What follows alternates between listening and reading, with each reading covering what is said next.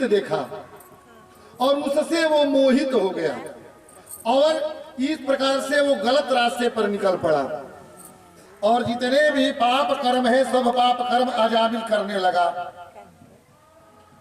लेकिन अपने छोटे पुत्र का नाम नारायण रख दिया, इसलिए बार बार अपने पुत्र को बुलाता था। इसमें उसका कीर्तन भी हो जाता था, नारायण शब्द का उच्चारण भी हो जाता था।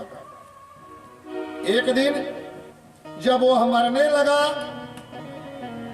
तो अपने पुत्र अजामिल नारायण को पुकारा, नारायण, हे नारायण तुम कहाँ हो? और मरते समय नारायण का नाम लेने के चलते भगवान विष्णु के पार्षद वहां पर पहुंच गए, नारायण के पार्षद, और जाकर के उनको लेने के लिए अपने स्वर्ग लोक ले जाने लगे। तब तक जम के दूत भी पहुंच गए थे। आगे नहीं, स्वयंभू मुनि के दो पत्नियां थी, दो पुत्र हुए, एक प्रियव्रत और एक उतानपाद होता था।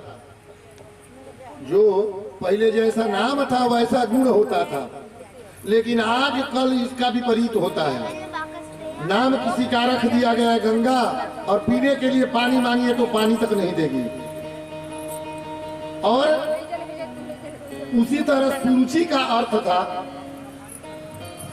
कि जो अपना स्वयं को इच्छित वस्तु प्राप्त हो जाए, जो अपने रुचि वही घर में काम करे, उसी का नाम सुरुचि है। और जो नीति शास्त्र वेद के अनुसार अपने आप का आचरण करे, उनका नाम सुनीति है।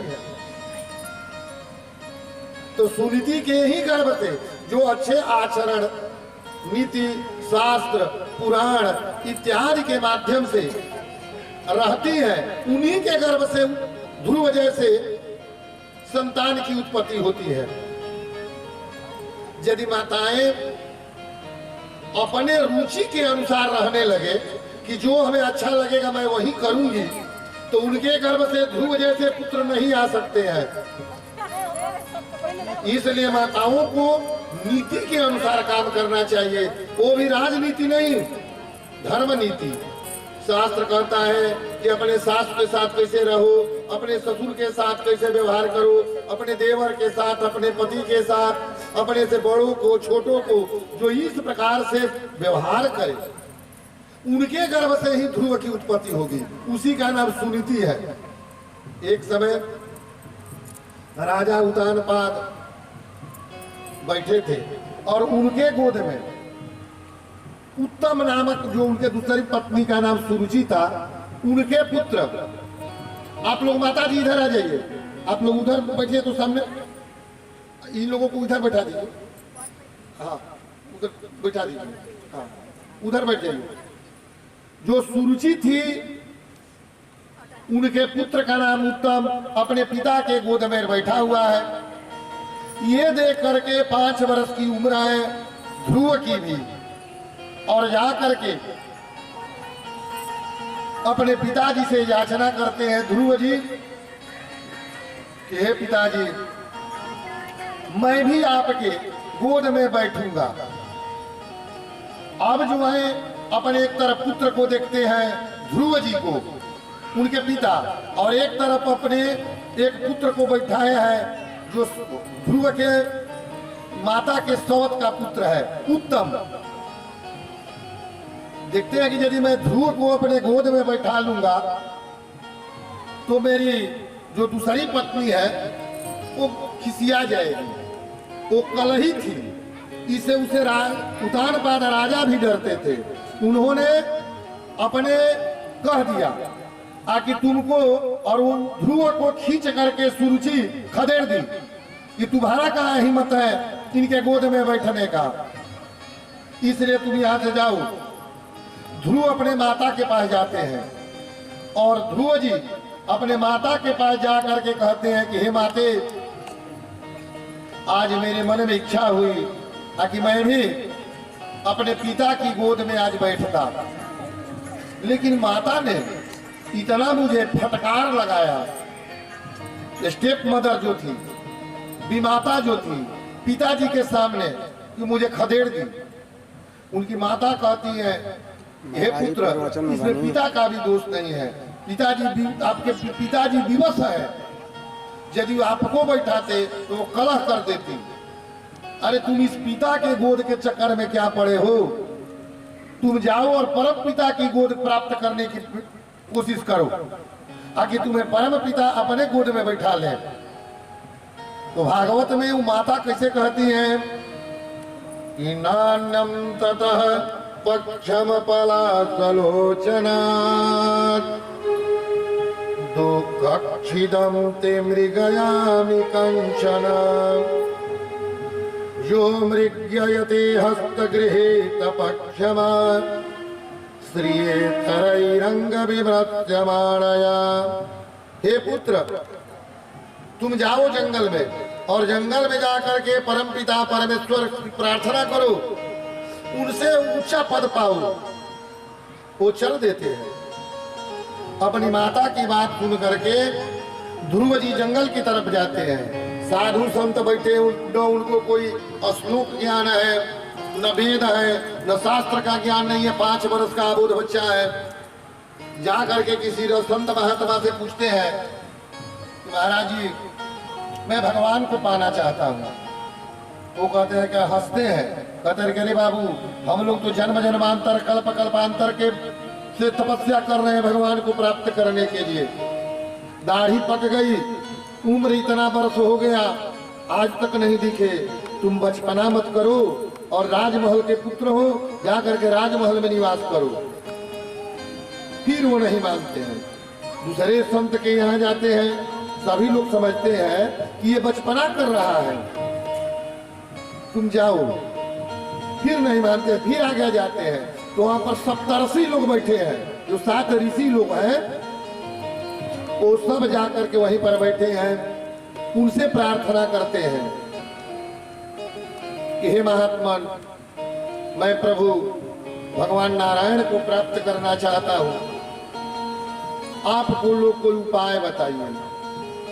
उसी में से एक संत ने कहा, अकेले बाबू, तुम्हारा तो दिल मन सब कुछ निर्मल है।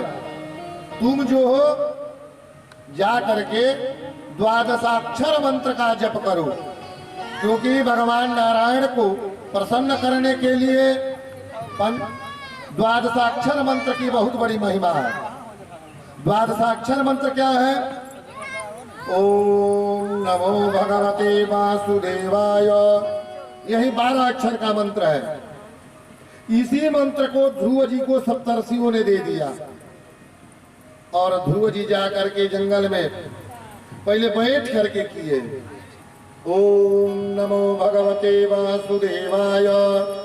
फिर कुछ दिन के बरस कुछ समय के तक खड़ा होकर के किए। फिर एक पैर पर खड़ा होकर के यही मंत्र जपने लगे, 12 मंत्र। और फिर अंगूठे के बल पर खड़ा होकर के यही मंत्र जपने लगे, ओम नमो भगवते वासुदेवाय। इंद्रासन हिलने लगा इंद्र का।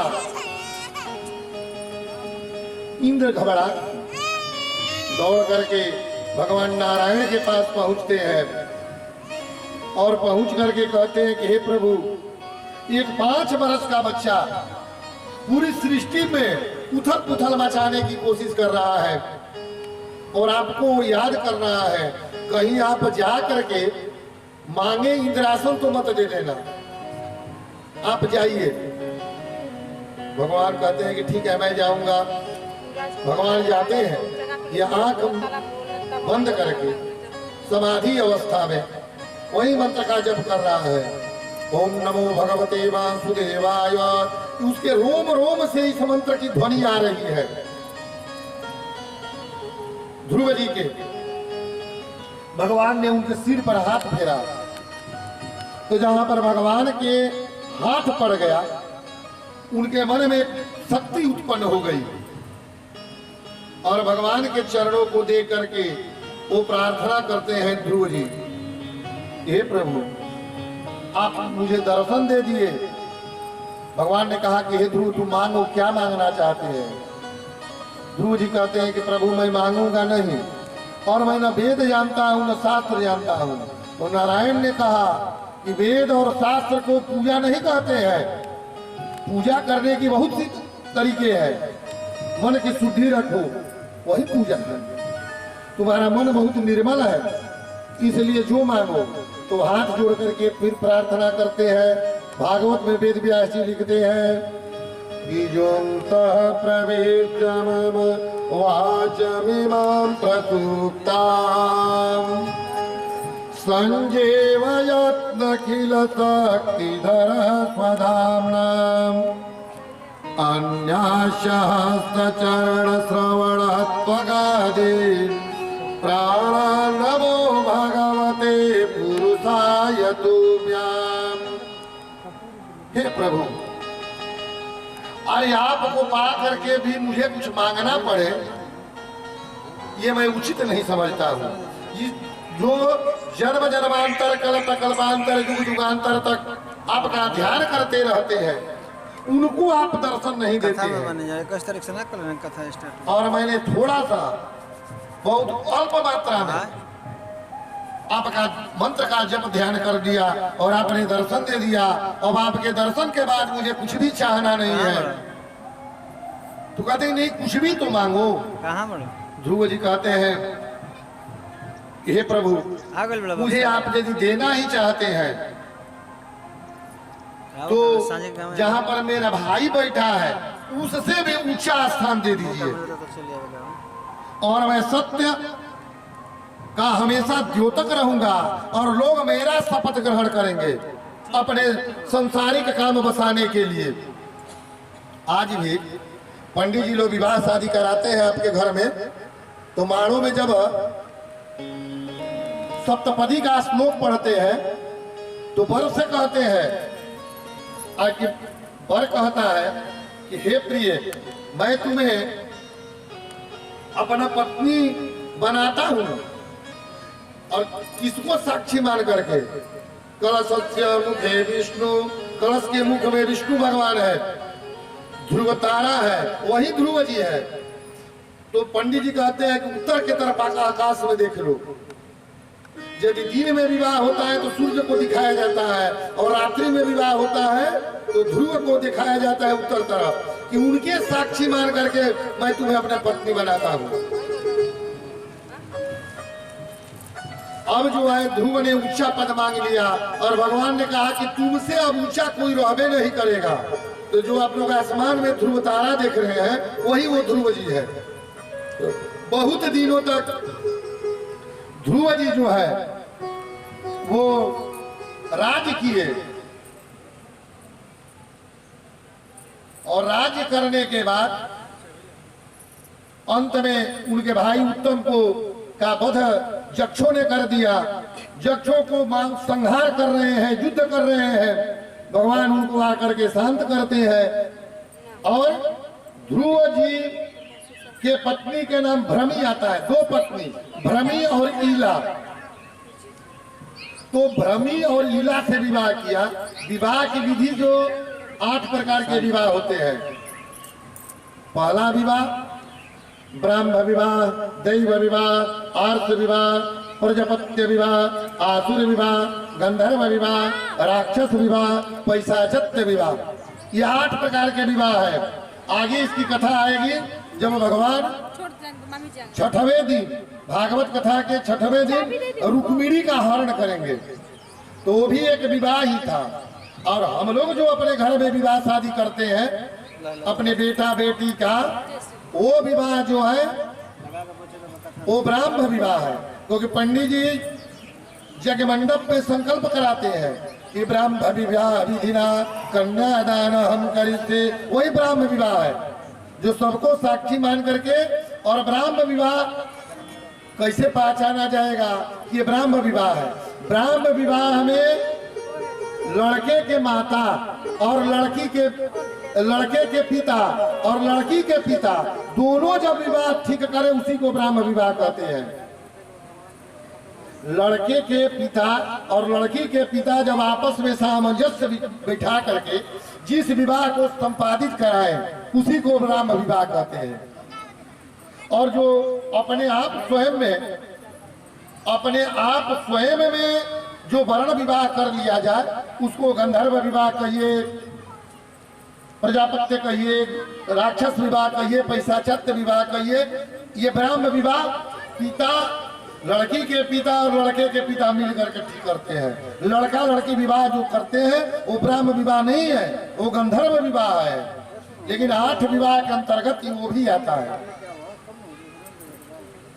ध्रुव जी ये 2 पत्नी भ्रमी और ईला, इन दोनों के साथ बहुत ही दिन तक इस मृतलोक में रहते हैं और अंत में भगवान का नारायण का स्मरण करते हुए और जा करके सबसे ऊंचे पद को प्राप्त कर लेते हैं। बोलिए ध्रुव भगवान की जय, लक्ष्मी नारायण भगवान की जय।